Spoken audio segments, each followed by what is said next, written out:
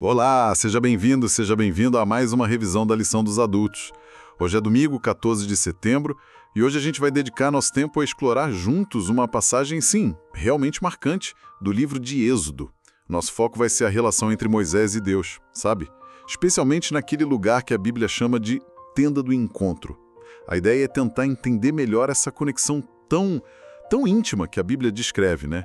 Ver o que ela significava e o que a gente pode talvez aprender com ela. Nossa conversa vai girar em torno de Êxodo 33, ali dos versículos 7 a 11. Então vamos lá, vamos dar uma olhada nisso com calma. O texto começa descrevendo algo curioso. Moisés armando uma tenda. E o detalhe, fora do acampamento de Israel. Essa localização, né? Longe do centro das atenções, do burburinho do povo, já chama atenção. Por que fora? O que isso nos diz sobre aquele momento específico deles ali? E o que acontecia exatamente nesse lugar? O versículo 7 dá uma pista, né? Com certeza. Esse detalhe da localização fora do acampamento, ele é carregado de significado, viu? Pensa um pouco no contexto. O povo tinha acabado de cometer aquele erro gravíssimo, né? O do bezerro de ouro, lá em Êxodo 32. E logo em seguida, já em Êxodo 33, Deus diz a Moisés que ele não subiria no meio do povo para a terra prometida. Por quê? Porque era um povo teimoso e ele poderia destruí-los no caminho. Isso está lá nos versículos 3 a 5. Então, essa tenda armada fora, a gente pode ver como um reflexo dessa tensão, sabe? Dessa separação temporária entre a presença plena de Deus e o acampamento principal. Faz sentido. Era um espaço, assim, deliberadamente separado. Talvez para essa comunhão mais direta de Moisés com Deus no momento em que a presença divina manifesta no meio do acampamento estava, digamos, em questão.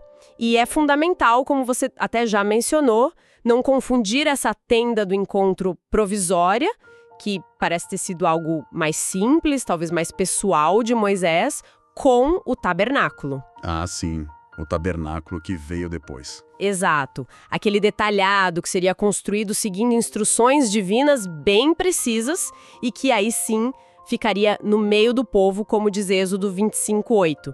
Portanto, essa tenda externa era, tipo assim, uma solução bem específica para aquele momento delicado que eles estavam vivendo. Entendi. Nossa, faz muito mais sentido agora, conectando com o episódio do bezerro de ouro. Então essa tenda era o lugar onde Moisés ia buscar orientação para consultar o Senhor, como o texto diz. Fica imaginando o peso, né? A responsabilidade que isso devia-se para ele como líder, mas ao mesmo tempo a clareza que ter esse canal direto com Deus devia dar, né? Não era só receber ordens, era um diálogo, imagino eu. Exatamente. Era o local designado para essa consulta divina. A passagem não detalha a frequência, sabe? Se era todo dia, toda semana ou só quando eu precisava. Mas deixa muito claro que cada encontro ali era, profundamente significativo. Era a fonte de orientação para liderar aquela multidão enorme e, vamos combinar, muitas vezes rebelde. E não era só um lugar de receber decretos, não. Provavelmente era também de apresentar as dificuldades do povo, as próprias angústias de Moisés, talvez, e receber não apenas instruções, mas, quem sabe, consolo, fortalecimento.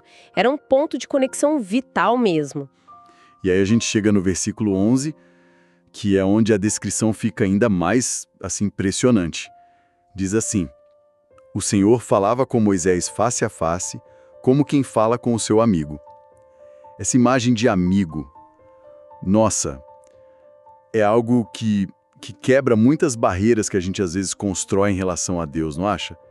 Falar face a face como amigos, poxa vida. Sem dúvida alguma, é uma das declarações mais extraordinárias sobre a relação entre o humano e o divino em toda a Bíblia. O que é fascinante aqui é essa definição implícita de amigo nesse contexto, né? Ser amigo de alguém naquela cultura e até hoje envolve um nível de confiança, de abertura, de poder compartilhar pensamentos íntimos, preocupações, sabendo que vai ter escuta, que vai ter lealdade. E o texto usa essa analogia humana tão forte, tão relacional, para descrever a interação entre Moisés e o Criador do universo. Isso sugere que essa amizade, essa intimidade com Deus não é só possível, mas é uma das maiores riquezas que um ser humano pode experimentar. Que coisa linda isso. E sobre o face a face, é importante ter um certo cuidado para não interpretar literalmente como se fosse uma visão física da essência de Deus, sabe? Algo que o próprio texto de Êxodo diz que é impossível para um ser humano. Lá em Êxodo 33:20, né? Você não poderá ver a minha face, porquanto homem nenhum verá a minha face e viverá. Verdade. Então, face a face aqui indica principalmente a qualidade da comunicação. Era direta, era clara, sem intermediários como sonhos ou visões enigmáticas. Aliás, Deus mesmo faz esse contraste em Números 12, versículos 6 a 8, quando fala sobre Moisés. Era uma comunicação franca, íntima, com uma clareza e uma proximidade que eram, assim, absolutamente singulares na experiência de Moisés. Era a ausência de barreiras na comunicação, entende? A transparência no diálogo. Que explicação profunda. Isso realmente muda a perspectiva. Mas essa intimidade toda, essa comunicação face to face, como com um amigo, isso não aconteceu de um dia para o outro, né? Imagino. Olhando para a história de Moisés como um todo, especialmente esses capítulos 19 a 34 de Êxodo que a gente está considerando, mas também antes e depois, parece que teve todo um processo de construção, né? Como foi que Deus construiu esse relacionamento e, ao mesmo tempo, foi transformando a vida de Moisés? Porque ele não nasceu pronto, certo? Teve aqueles 40 anos em Midian, antes mesmo do chamado. Nem instantâneo. Foi uma jornada longa, progressiva. Se a gente olhar o quadro maior da vida de Moisés, desde o nascimento, o resgate no Nilo, passando pelos 40 anos como príncipe no Egito, depois os 40 anos como pastor em Midian, até os 40 anos liderando Israel no deserto, a gente vê um crescimento contínuo. E o ponto central desse crescimento foi o quê? O conhecimento de Deus. E é importante notar, não era só o conhecimento do poder de Deus, que era, nossa, inegável, espetacular, mas um conhecimento cada vez mais profundo do seu caráter, do seu amor, da sua justiça, da sua misericórdia. Esse conhecimento mais íntimo da pessoa de Deus parece ser um alicerce desse relacionamento único. Conhecer o caráter é interessante isso. E mesmo antes do Sinai, já tinha sinais dessa conexão especial. Você mencionou Midian. Existe uma tradição interessante, registrada por algumas fontes, que diz que foi nesse período de aparente obscuridade, sabe, pastoreando ovelhas, que Moisés teria sido inspirado por Deus a escrever os livros de Jó e Gênesis. Se isso for preciso, mostra que Deus já estava trabalhando com ele, preparando-o muito antes do chamado público. Puxa. E aí vem um momento decisivo, claro, o chamado na sarça ardente, lá em Êxodo 3. Ali não foi só uma ordem, foi um diálogo intenso.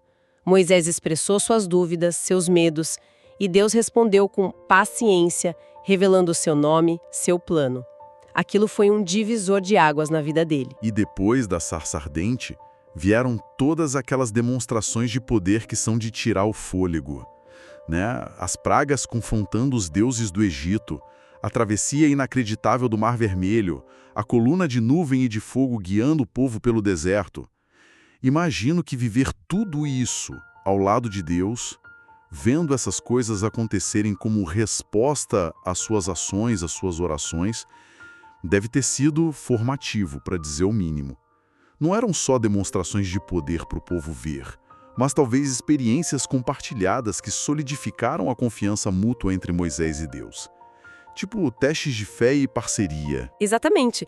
Cada um desses eventos era, sim, uma demonstração do poder divino para Israel e para as nações, mas era também um passo na relação pessoal de Moisés com Deus. Pensa na travessia do Mar Vermelho. Moisés levanta o cajado e o mar se abre. Isso exige uma fé imensa, uma confiança total na palavra e na ação de Deus naquele momento crítico.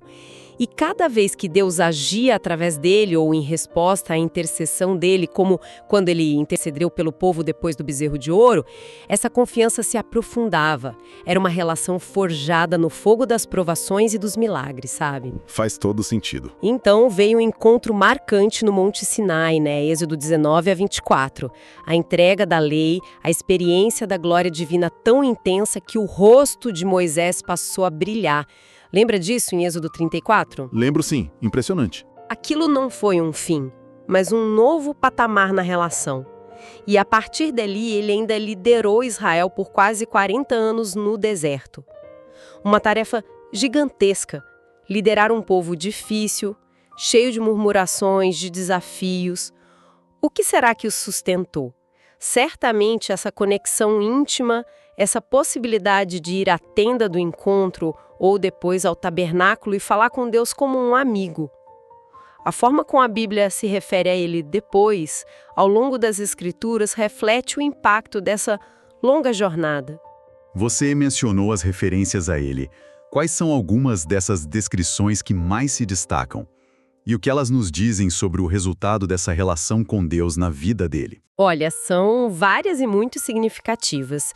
Ele é consistentemente chamado de servo do Senhor, ou servo fiel de Deus. Por exemplo, em Deuteronômio 34.5, Josué 1:2, isso não é pouca coisa, não. Denota submissão voluntária, lealdade inabalável e uma vida dedicada ao propósito divino. Ser servo de Deus era um título de honra mesmo. Ele também é descrito metaforicamente como uma luz inextinguível, talvez apontando para a clareza moral, para a sabedoria, para a orientação espiritual que ele representava para Israel numa época de muita instabilidade.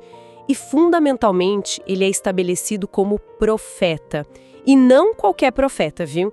Deuteronômio 18, versículos 15 e 18, o coloca como um modelo, um padrão pelo qual futuros profetas seriam medidos, e até aponta para um profeta futuro semelhante a ele, que nós cristãos vemos como Jesus. Certo. Isso destaca a autoridade e a clareza da sua comunicação divina. Além disso, ele foi claramente um agente de transformação.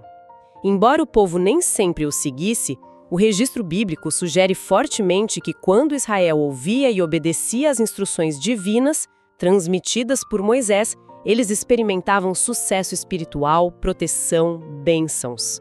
A liderança dele, moldada por essa relação íntima com Deus, tinha o poder de mudar o destino da nação, mesmo que a teimosia do povo muitas vezes impedisse o pleno potencial dessa transformação. Desde a tenda do encontro até o fim da vida dele, lá no Monte Nebo, o que a gente pode tirar disso hoje? O que essa história de Moisés, com essa amizade singular com Deus, realmente nos ensina para a nossa caminhada?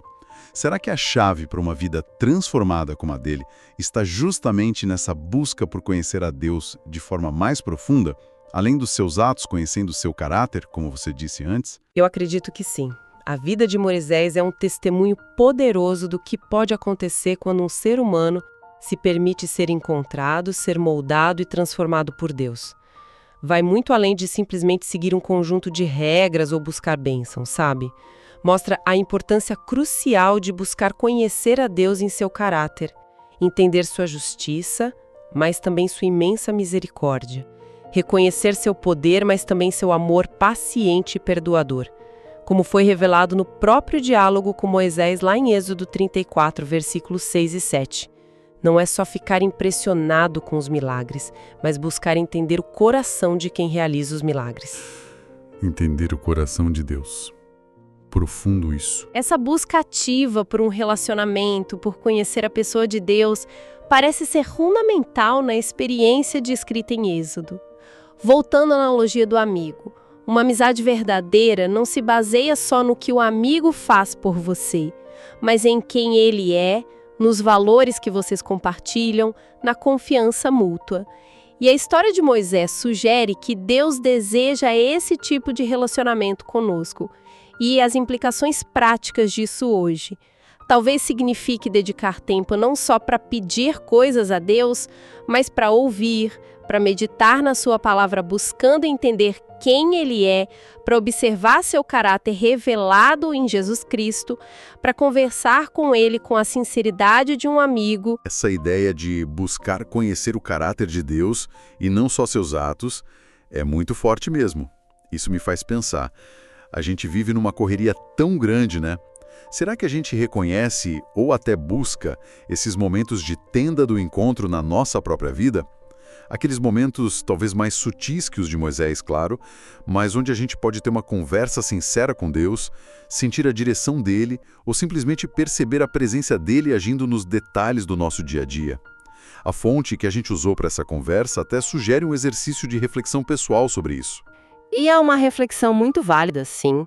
Reconhecer a mão de Deus na nossa história pessoal, nos momentos bons e nos difíceis, é parte de construir esse relacionamento. A experiência de Moisés foi única em intensidade, em manifestações, a sarça ardente, o rosto brilhante, a conversa face a face. A gente não deve esperar replicar exatamente os mesmos fenômenos. Certo. Mas a possibilidade central que a história dele aponta, essa sim é universal. A de um relacionamento transformador com o divino. Um relacionamento que não é estático, mas que cresce, que se aprofunda com o tempo, baseado em comunicação, falar e ouvir, em busca de conhecimento mútuo. Nós buscando conhecer a Deus e nos permitindo ser conhecidos por Ele, e que tem o potencial real de moldar profundamente quem nós somos, nossas prioridades, nossas ações, nosso caráter.